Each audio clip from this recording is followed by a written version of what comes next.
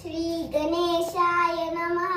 नारद उवाच प्रणम्य शिरसा देवं गौरीपुत्रं विनायकं भक्तापास्मस्वरे नित्यमायुष्कामार्थसिद्ध्यै प्रथमं वक्रतुण्डं च एकदन्तं विपीयकं तृतीयं कृष्णपिङ्गाक्ष गजवक्त्रं चतुर्थकं लम्बोदरं पञ्चमं च षष्ठं विकटमेव च